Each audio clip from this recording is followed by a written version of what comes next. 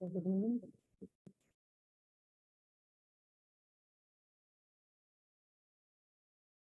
Yes, good morning, good afternoon, good evening, everyone. I welcome you all to the unique talk show Beyond Education, Inspiring Stories to Inspire World, being organized by Idym groups. The show is special as it initiates interactions with people. It invites people from different professions and from different parts of the world. Beyond Education brings to you inspiring stories of visionary educators, authors, entrepreneurs, and leaders who overcome obstacles to create an extraordinary life. It is an excellent platform to learn from experience of the people who have flourished in the midst of adversity due to their dedication and hard work. We are honored to have amongst us Beatrice Longway from Malawi as a guest speaker. I welcome you, ma'am, for this show. Beatrice is a virtual assistant and a result-oriented team player, education leader who specializes in the facilitation of teaching and learning in primary and secondary schools. She has completed Bachelor of Arts in Education degree from Mizuzu University, and her majoring subjects are English and Geography. Currently, she is teaching at Mzimba LEA School in Malawi. She has taught for 10 years in different primary and secondary schools. Driven by the notion of education for all, she has so far implemented three projects with an aim of helping the marginalized students with uh, students like orphans, poverty-stricken adolescent girls, and street kids attain education just like any other privileged child. Apart from being an educationalist, her love for seeing new places compelled her to become a travel agent for virtual assistant. So once again, I welcome you, ma'am, to the show, and we can start with the introduction. Yeah, ma'am. So my first question to you is: how were you as a child and or as a student? And when you were a child, what did you aspire to be? Okay, thank you very much. As a child, I grew up as an orphan. My mother died when I was 8 years old, and my father died before I was even born. So life was very difficult for me, lack of parental care, and some needed materials for school and other things. So this really made me know how it really feels like to be in need. And as a student, I wanted to be a doctor, but due to some other circumstances, due to lack of parental care and some materials which were needed and a poor environment, that made me become a teacher because I didn't perform very well in my MSc exam. Yeah.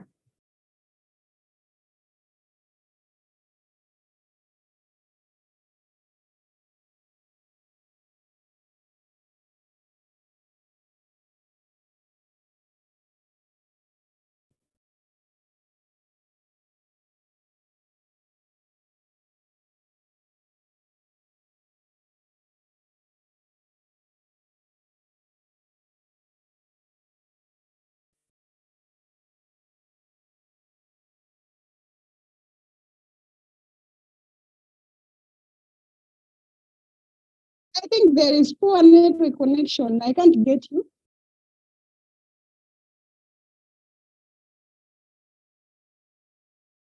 To circumstances or due to any other reasons, whatever we're thinking childhood, we are not able to go for it. But now you are into teaching profession. So why did you choose to be an educator?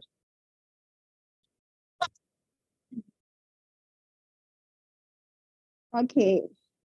I didn't really choose to be an educator, but because of circumstances, I found myself being a teacher because I didn't perform very well at first when I wrote my MSc. But then I just accepted the situation, and now I really love my profession because it has brought me closer to the adolescent girls who I really like like I really care for.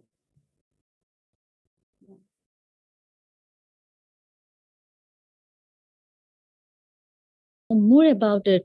Like you have mentioned that in education for all, you have implemented projects with an aim of helping the orphans and the adolescent girls to uh, go back to the school. So, how are you doing this work? What kind of work you're doing? Okay. I go after the girls who have dropped out of school because of early marriages, maybe some who are pregnant.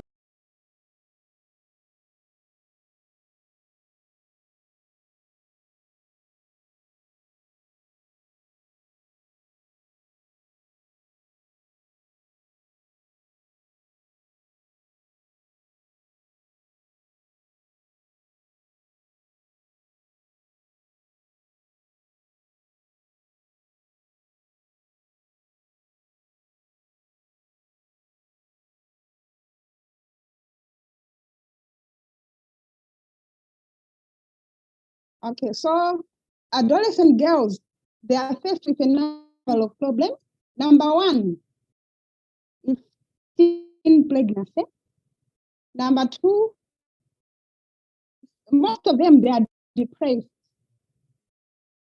because of some other things like poverty, child abuse, gender-based violence, and so forth. And another problem is cyber addiction. Most of them, they like being on internet, and then they are exposed to things which cannot help them, and that is really bad for them. And some of them, they are also into drugs.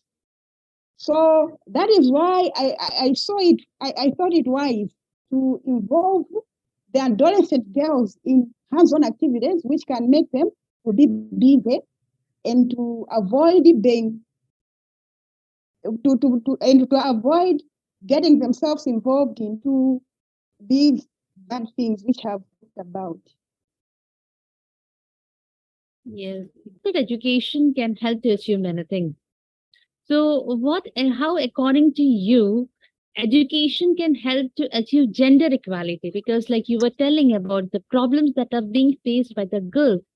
So, how can education help to remove these problems or to achieve gender equality?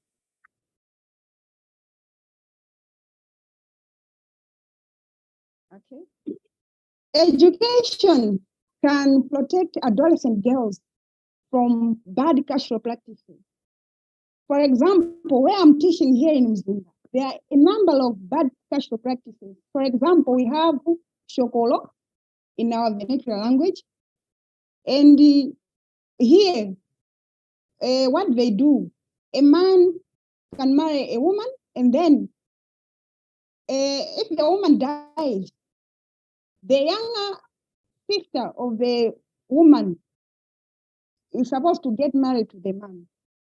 So whether the younger sister is a school-going child, a girl, they don't consider that here in Zimba. So this is ongoing in the most rural areas of Zimba.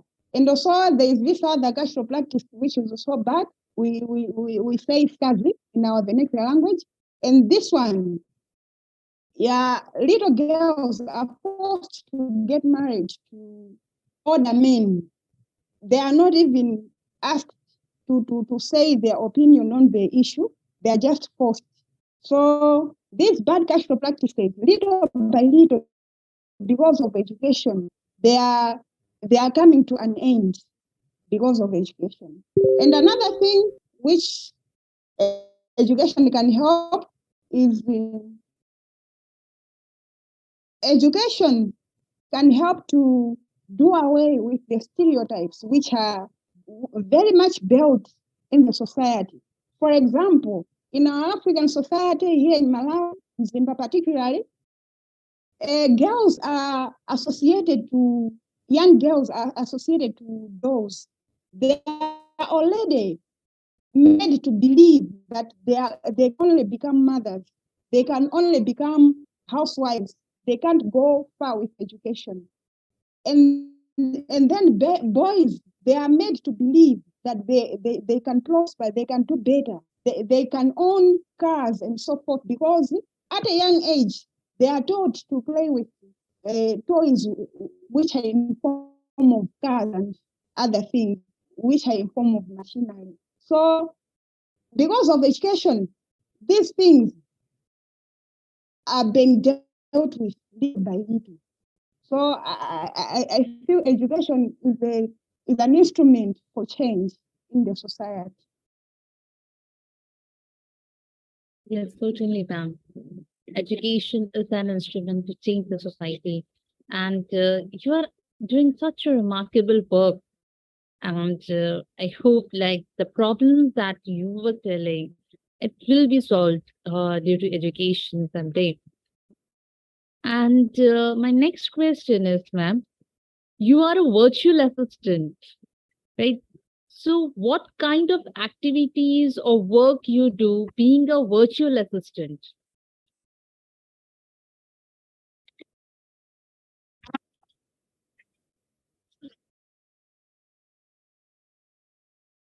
Okay.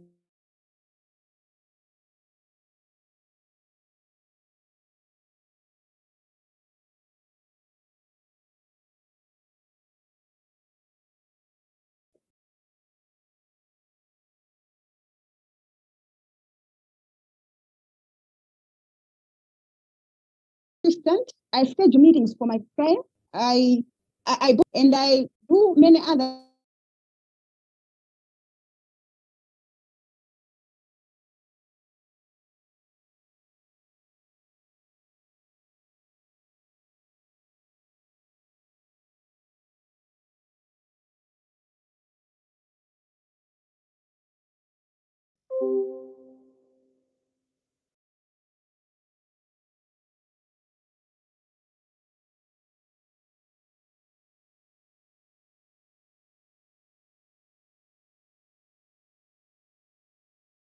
Hello?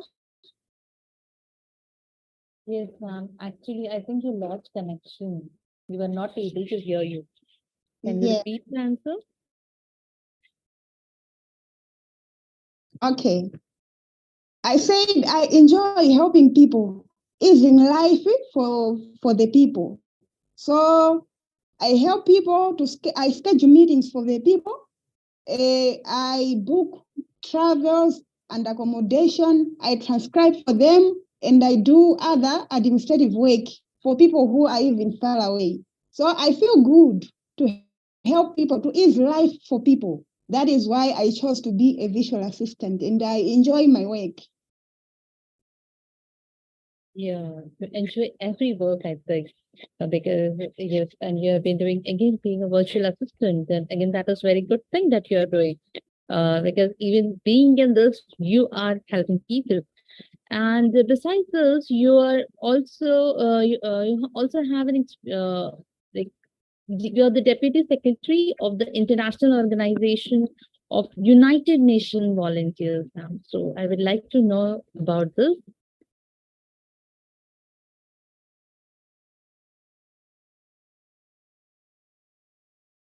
Okay. As a deputy secretary of the International Organization of United Nations Volunteers, Malawi chapter, I do all secretarial jobs on voluntary basis as a volunteer. Yeah, so the reason is the same as I have already said, that I enjoy doing good things for people freely, voluntarily. So I do all the secretarial works in the organization, and I enjoy my work. Yeah, wonderful, ma'am. You enjoy again, and and that too you are doing this work voluntarily. That's very great thing. And ma'am, like you are also a climate change ambassador at Global Conscience World. So what do you do with this? Like being a climate change ambassador, what are your duties? What are the works that you perform? Yeah, I'm also a climate change ambassador for Global Conscious World, and I do a number of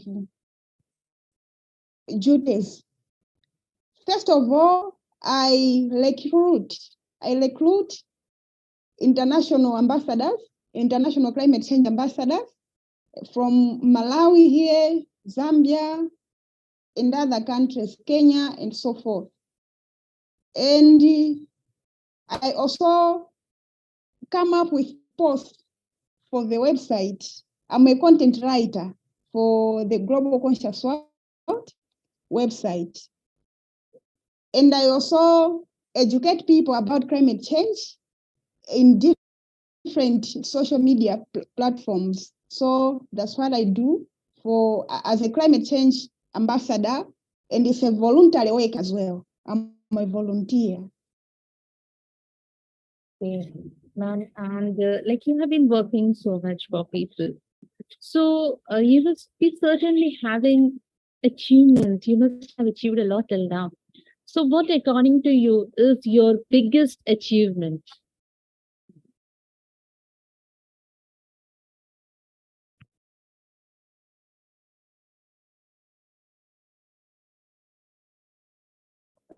Come again? Yeah. What is your biggest achievement? Can you repeat? Yeah, ma'am. I said, what is your biggest achievement? Your achievement. Uh,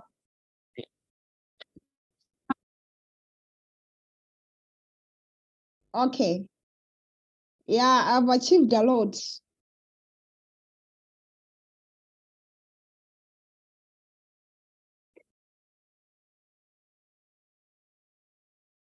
For example, at Global Conscious World, I recruit just in a short period of time.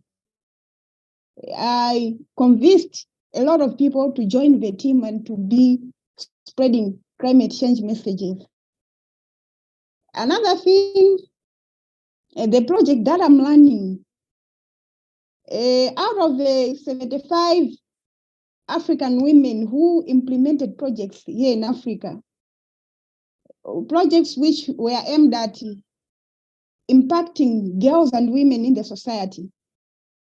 I was one of the people whose projects emerged into the top 20. And finally, my project was selected to be on position 3. And I was awarded a scholarship to study at the Lagos Business School, which I'm yet to go in 2023. So that's also a very big achievement on my part. And when I was at the university, at Mzuzu University, I also saw a volunteer at the Mzuzu University climate change volunteers.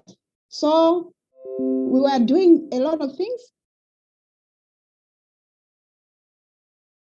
Yes. Like we were doing a lot of things, like cleaning at the hospitals, in the streets, disposing waste properly, and so many other things. So doing that, as I have already said, I count all these as my achievements because I feel good. I'm a passionate volunteer, and I feel good when I impact other people, when I impact my community. So these are some of my achievements. Yeah, thank you so much, ma'am.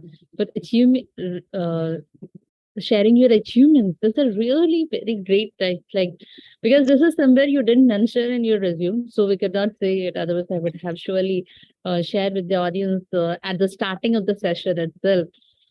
And ma'am, what are your long-term and short-term goals?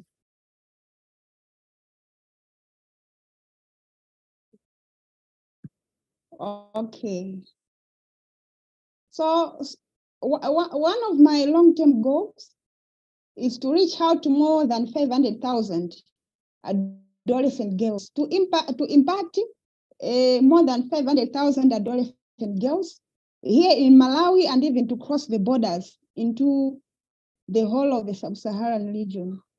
Because like I said, I'm passionate about girls, adolescent girls, because I've ever been a girl and I really know how exactly it feels like for an adolescent girl child to be vulnerable, to be in need. So I want to reach out to as many adolescent girls as possible. And about my short-term goals, because currently I'm still carrying out the project.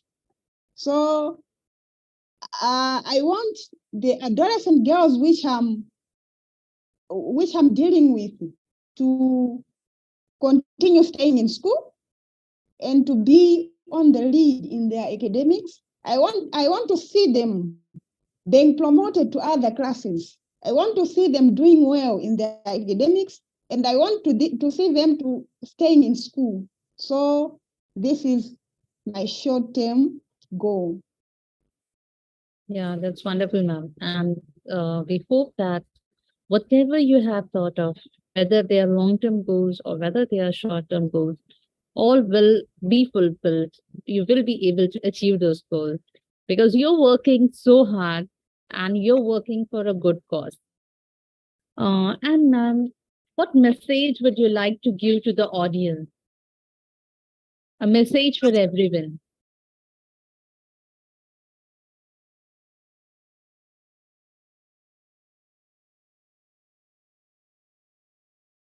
What? Before leaving, we would would you like to give a message for everyone? Yeah. The message that I can give to everyone who is watching this show is that you don't have to be very much educated. You don't have to have a lot for you to impact other people.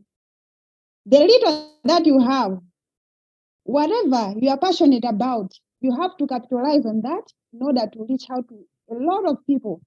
And the moment you make somebody smile, the moment you make somebody feel good, the more you are going to do better in life.